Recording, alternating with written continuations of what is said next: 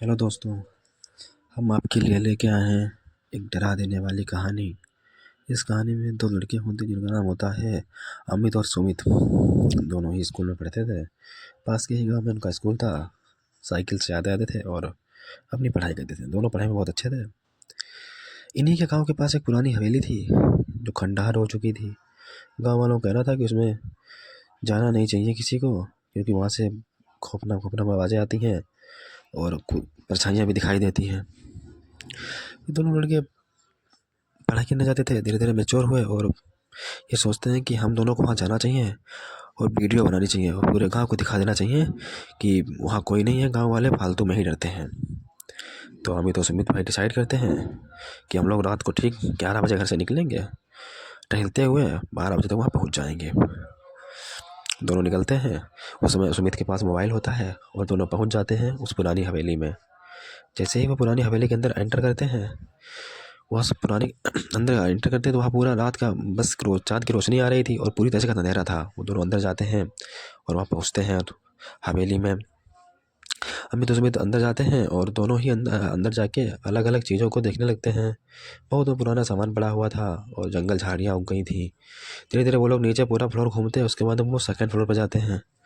जाने के बाद वहाँ घूमते रहते हैं। अचानक उन्हें क्या देखते हैं कि नीचे से कुछ गिरने की आवाज़ आती है। तो अमित सुमित से कहता है कि ऐसा कर, कैमरा ऑन कर, लगता है कुछ हलचल होने वाली है। दोनों ही भाई कैमरा ऑन करते हैं। सुमित कैमरा लेके चलने लगता है इधर उधर और बोलने लगता है, देखो हम इस पुरानी हवेली में आए हैं और गांव के लोग हमारे यहाँ कहते हैं कि यहाँ भूत रहते हैं, मगर यहाँ तो कुछ भी नहीं है। और हम दोनों 12 बजे रात में आए हैं, मगर यहाँ तो कुछ भी नहीं ऐसा है। दोनों ही अंदर जाते हैं और घूमना शुरू करते हैं। सुमित वीडियो बना रहा होता है। तभी उन्हें देखते हैं कि छत के ऊपर से किसी के टहलने की आवाज़ आ रही है, कोई घूम रहा हो। तो दोनों ही भागते हुए मोबाइल पकड़े हुए सुमित आगे आगे, अमित उसके पीछे पीछे छत पे पहुँचते हैं तो देखते हैं कि वहाँ कोई नहीं है। जैसे लोग नीचे आते हैं फिर आवाज़ आना शुरू हो जाती है। फिर दोनों ऊपर जाते हैं, फिर ऊपर कुछ भी नहीं होता है। फिर दोनों नीचे आते हैं। ऐसे ऐसे करते उन्हें कम 10 चक्कर लगा दिए पर उन्हें कोई नहीं मिला। लास्ट में जब वो नीचे आते हैं और निकलने की कोशिश करते हैं तो क्या देखते हैं कि मैं गेट बंद हो गया है। तो वो दोनों डिसाइड करते हैं कि हम लोग यहीं से किसी खिड़की से निकल जाएंगे, लेकिन कोई खिड़की भी खुली नहीं थी, सब अपने आप बंद हो गई। तो क्या देखते हैं कि सामने वाले कमरे से किसी की आने की आहट मालूम हुई। जैसे ही दोनों उस कमरे की तरफ देखते हैं तो देखते हैं कि कोई अंदर से आ रहा है, जिसके पैर देखने से लग रहे हैं कि वो पैर मामूली इंसान की तरह है ही नहीं। पैर आम इंसान से बहुत बड़े हैं और बहुत डरावने हैं।